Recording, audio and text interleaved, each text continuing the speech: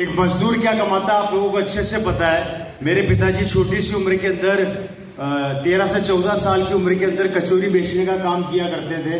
हमारे पास पैसा नहीं था, हमारे घर में चूल्हा हुआ करता था और चूल्हे को जलाने के लिए भी हमारे पास लकड़ी नहीं हुआ करती थी। तो जो गाय सड़क पर गोबर कर देती है, उस गोबर को इकट्ठा करके मेरे पिताजी घर पे लाते थे और हमारे घर का चूल्हा जलता था।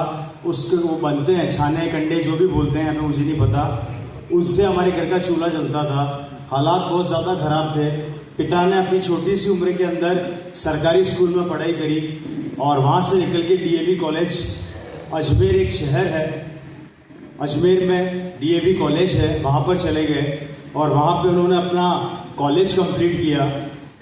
जब वो डीएवी कॉलेज में उन्होंने एडमिशन लिया मेरे फादर ने, तो वहाँ पर भी हमारे पास पैसा नहीं होता था दादाजी के पास उनको देने के लिए। तो अक्सर मेरे दादाजी मेरे फादर को बोलते थे कि तू पढ़ाई वढ़ाई छोड़ दे। पिताजी बोलते थे नहीं पढ़ाई तो करूँगा। पढ़ाई पर कॉन्सेंट्रेट किया उन्होंने, दिन रात मेहनत करी। उनके बचपन का दोस्त उनके साथ वहाँ पे रहा करता था अजमेर में। मेरे फादर उस समय जब कॉलेज में थे कचौरी की दुकान पे रहा करते थे। कचौरी समोसा तो आप पता ही हुआ, वहाँ रहा करते थे। और मेरे फादर का दोस्त उसने अजमेर में कमरा ले रखा था, उस कमरे में रहा करता था। वो अक्सर मेरे फादर को बोला करता था कि तू एक काम कर, मेरे साथ रहा कर। पिताजी को उसने अपने साथ शिफ्ट किया। पिताजी 1 साल बाद गए। जब मेरे पिता ने उसके साथ रूम शेयर किया तो मेरे पिताजी एक बात बोलते थे, मैं किराया नहीं दे सकता। वो दोस्त बोलता था कोई बात नहीं, तू ऐसे ही आ जा, ऐसे ही रहने लग जा।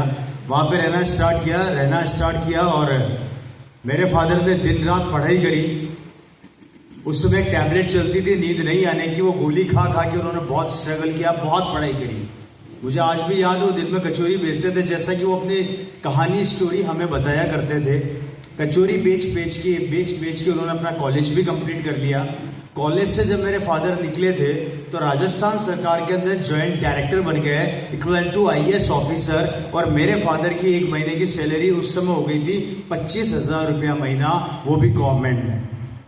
ठीक है।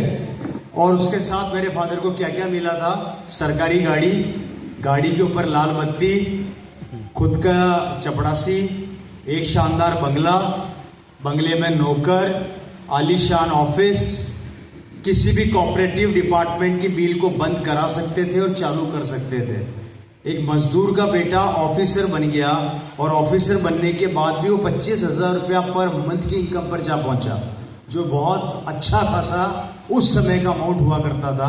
अगर आज से कैलकुलेट करते हैं तो 2.5 से 3 लाख रुपए की इनकम मैं समझता हूं होती है। Right sir? मेरी बात समझ में आ रही है आप लोगों को? फादर ने अच्छी खासी वहां पे नौकरी कर ली। और अब मुझे एक बात बताओ कि अगर आपको ये सरकारी बंगला, सरकारी गाड़ी, ये सब कुछ आप लोगों को मिल जाए तो आप लोगों को कैसा लगेगा? बढ़िया। हेलो, अच्छा सबको अच्छा लगेगा? हाथ खड़ा कीजिए, किस किस को अच्छा लगेगा? ग्रेट, बहुत अच्छे, थैंक यू सो मच। सबको अच्छा लगेगा और यही चीज हमें बहुत ज्यादा खत्म करती है। अच्छा क्यों लगेगा? मुझे आज तक कोई नहीं समझा पाया, मेरे फादर को भी नहीं समझा पाया। अच्छा क्यों लगेगा? पोस्ट अच्छी थी बस इसलिए अच्छा लगेगा? ये अच्छी इनकम थी? अब मैं बात करूं आगे। मुझे एक आदमी सर यहां पर वो बता दो जिसको जो भी सैलरी मिलती है उसको बचा बचा के आज उसने अपने अकाउंट में 2 करोड़ रुपए इकट्ठा कर लिया। तो अच्छा कैसे? नहीं अच्छा कैसे? अभी IAS का जवाब भी मैं दूंगा आपको। आपकी महीने की सुनना, आज आप अपने बच्चे को प्राइवेट और गवर्नमेंट जॉब के लिए तैयार कर रहे हैं, उसको पढ़ा रहे लिखा रहे हैं। क्यों? सरकारी नौकरी मिल जाए या प्राइवेट नौकरी मिल जाए। समझना, 50,000 रुपया अगर वो महीना कमाता है तो मुझे एक आदमी बता दो जो 50,000 रुपया बचा लेता है। घर के खर्चों में खत्म।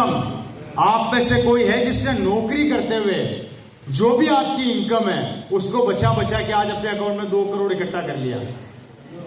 1 करोड़ 80 लाख 100 में से एक आदमी खड़ा है हाथ, ये भी रेशो बहुत गंदा है। अगर एक आदमी हाथ खड़ा है तो रेशो बहुत गंदा है, इसको हम अच्छा रेशो नहीं बोलेंगे, क्योंकि एक्सेप्शन हर जगह होते हैं। राइट सर, आगे बढ़े। ये पैसा घर के खर्च में चला गया। अब आप कह रहे हैं कि पोस्ट और बहुत अच्छी पोस्ट, तो मुझे ये बताओ कि वो सरकारी नौकरी के अंदर जो लाल बत्ती मिली हुई है वो सरकार की है, मेरे पिताजी की पर्सनल है? सरकार की। वो कुर्सी पिताजी की है, सरकार की है? वो बंगला पिताजी का है या सरकार का है? वो नौकर पिताजी का है कि सरकार के है? अब मुझे एक बात बताओ, 60, 65, 70 साल बाद जब मेरे फादर रिटायर होंगे तो उस ऑफिस से क्या एक कुर्सी भी उठा के ला सकते हैं क्या?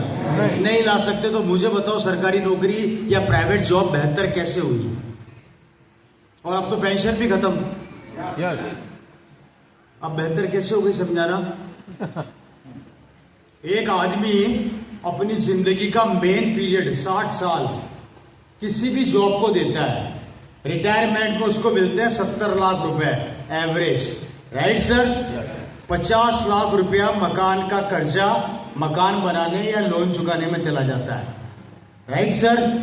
10 लाख रुपया अपने बच्चे की शादी में चला जाता है, 10 लाख रुपया बच्चों की एजुकेशन में चला जाता है। जब इस आदमी की उम्र 80 साल होती है तो इसके बैंक का बैलेंस होता है 0, टोटल पैसा खत्म, पेंशन खत्म, सैलरी खत्म, और 70 साल देने के बाद बुढ़ापे में इसके अकाउंट में 1 रुपया नहीं बचता। तो मुझे बताइए नौकरी बेहतर कैसे हो गई?